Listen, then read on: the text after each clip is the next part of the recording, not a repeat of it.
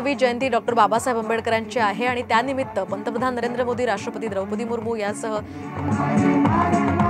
हे महत्त्वाचे दिग्गज नेते इथे उपस्थित आहेत। दिल्लीतल्या संसद भवनातली ही थेट दृश्य आपण पाहतोय।